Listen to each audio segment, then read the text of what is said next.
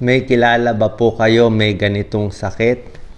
Grabe ang sintomas niya, marami nararamdaman, pero pag pina-check up sa doktor, laging normal yung blood test at lab test niya. Pag-usapan natin itong isang sakit na bihira itong mapag-usapan, psychosomatic disorder. Around 5 to 7% ng tao may psychosomatic disorder. So sa Pilipinas, aabot ng mga 5 million to 7 million people merong psychosomatic disorder. Tingnan nyo baka mamaya kayo pala ang tinutukoy nito. So ang psychosomatic disorder, isa siyang psychological condition. Ito yung tunay na pwede mong sabihin na nasa isip mo lang. Okay? Pero meron siya talagang physical symptoms. Tunay ang sintomas na naramdaman niya. At pag nagpa-check up sila, laging normal ang lumalabas. Nai-stress sila, nagagalit, hirap na hirap yung pakiramdam. So, ang medical term ay psychosomatic disorder. At nakita nila ano risk factors. Ang mga babae, 10 times more nagkakaroon. So, sa 10 taong may psychosomatic disorder, 9 dito babae. Magulo ang buhay. Okay? Hindi niya masabi yung emotion niya. Hindi niya ma-express yung gusto niya sabihin, kaya lumalabas sa katawan. Childhood neglect, siguro mag-isa nung bata. History of sexual abuse, pwede rin. Pwedeng may anxiety, pwedeng may depression, pwedeng may personality disorder. Personality disorder, yung hindi ka makarelate sa tao, maraming klase yun. Pwede rin may substance abuse, pwede rin unemployed, walang trabaho. Pero sa akin, nakikita ko, marami ako nakitang psychosomatic disorder. Yung mga sobrang yaman, marami din may psychosomatic disorder. Ano ang sintomas nararamdaman nito? Magugulat kayo. Ang sintomas mararamdaman nila, fatigue, talagang pagod sila. Insomnia, talagang di sila makatulog.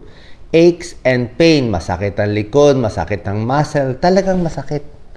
Pero yung sakit na yon nag-umpisa dahil doon sa utak nila.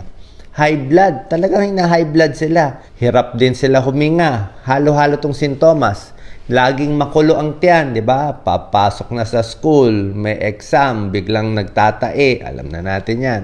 May presentation, di ba? Biglang magtatae bigla para hindi makapunta. Headache, migraine. Pag nakita yung di nila gusto, headache agad, migraine agad. Erectile dysfunction sa lalaki, skin rash.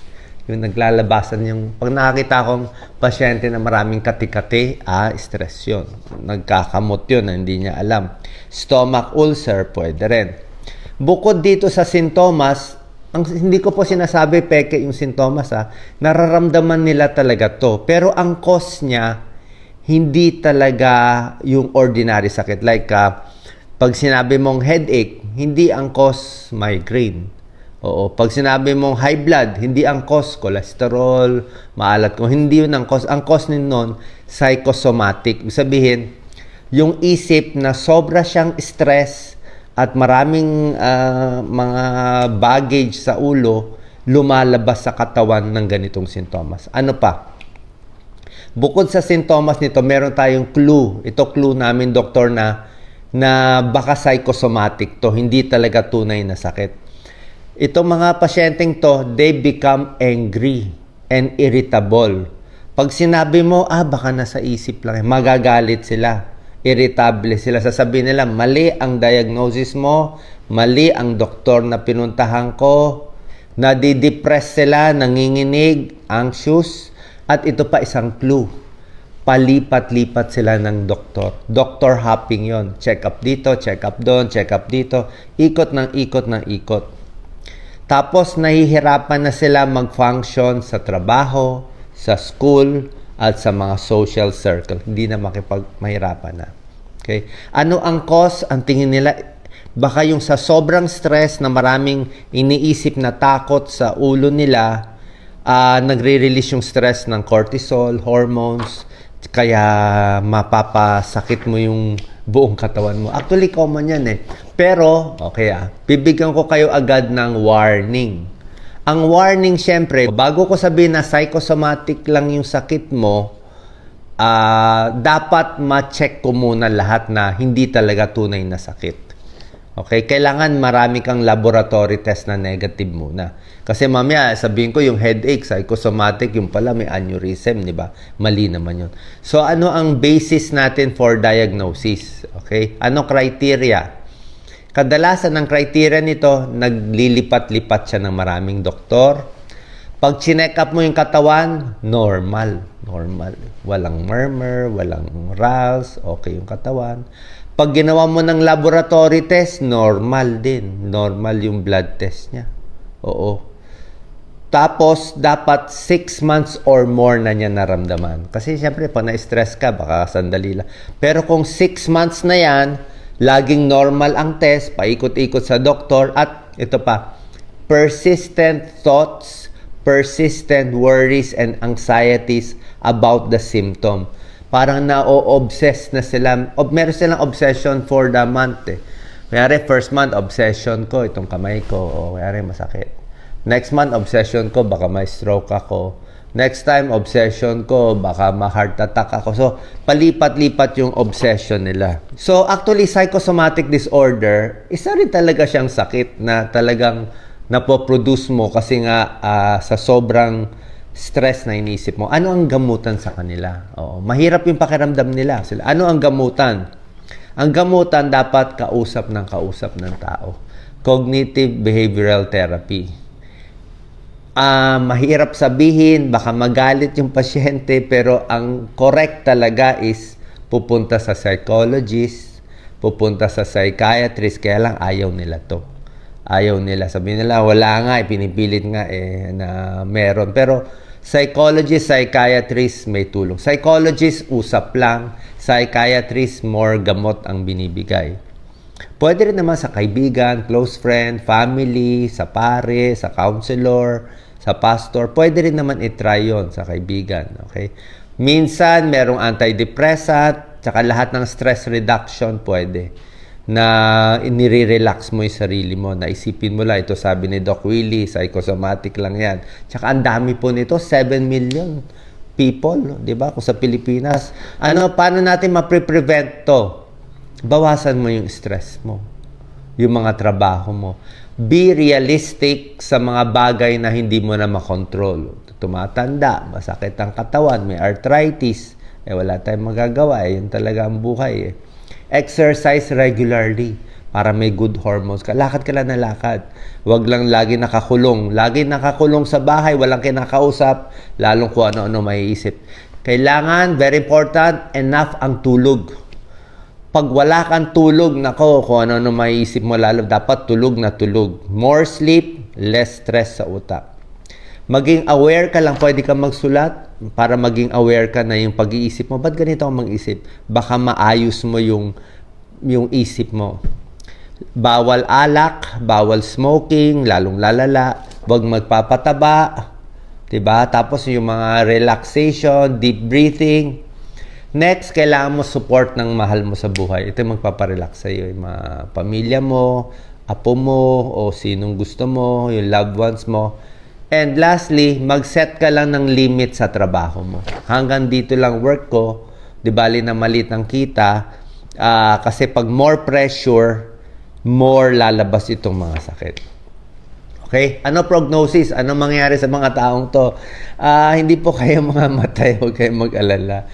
Usually, maganda nga to, wala naman tunay na cause, di ba? Wala naman talagang masamang sumisira, wala naman bakteriyang lumalaban, di ba?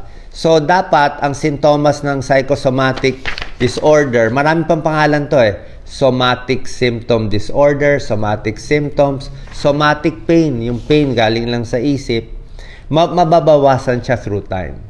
Magsasawa din kayo sa kakaulit nito. Kaya lang, pabalik-balik siya sa buhay mo. Oras dumating yung stress, nawala ang magulang, may sakuna, di ba? May big stress sa buhay, bumabalik itong symptoms. So marami to, almost 7%.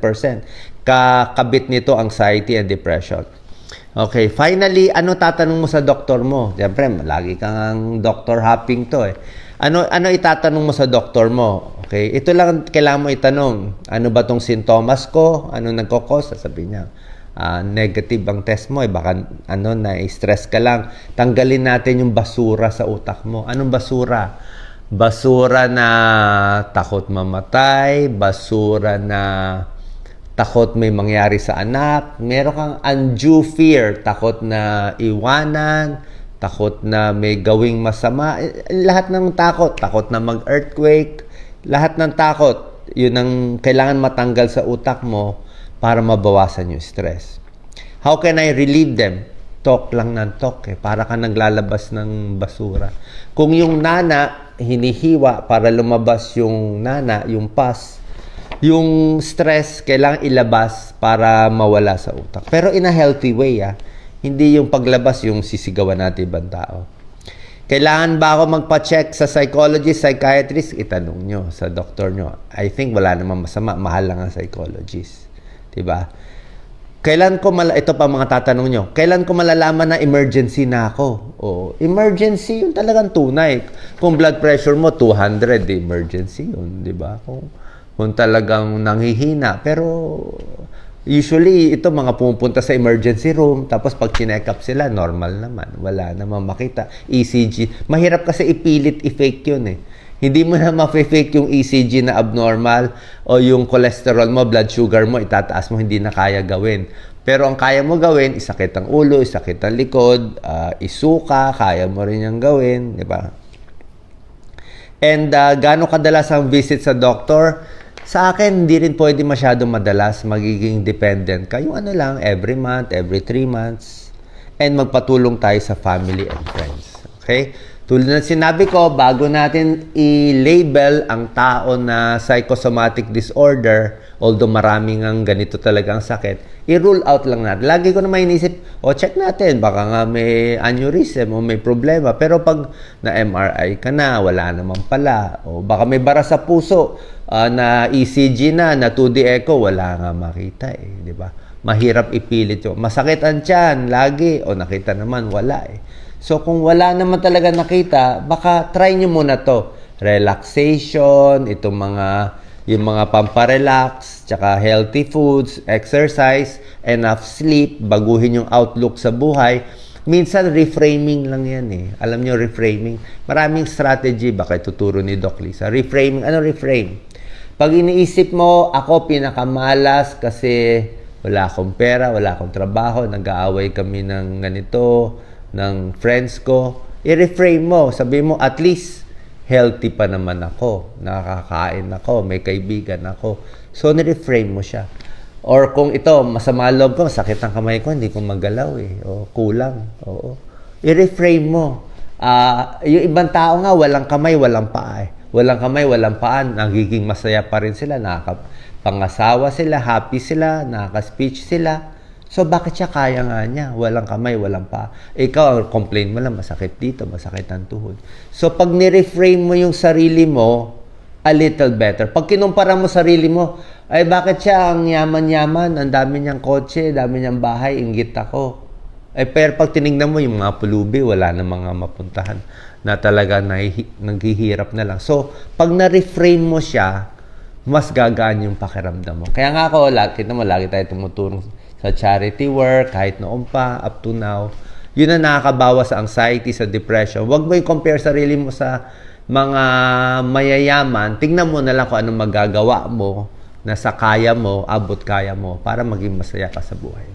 Okay? Thank you very much. Bagong topic to, psychosomatic disorder. Pwede nyo i-google siya. Total, na-explain ko na naman sa inyo Malay nyo, baka ganito lang ang sakit. Ang good news, wala naman talagang diferensya at sira. Pero yung sintomas mo, unti-unting mawawala pag natanggap na natin itong mga stress na galing pala sa isip natin na sa sobrang stress. Salamat po.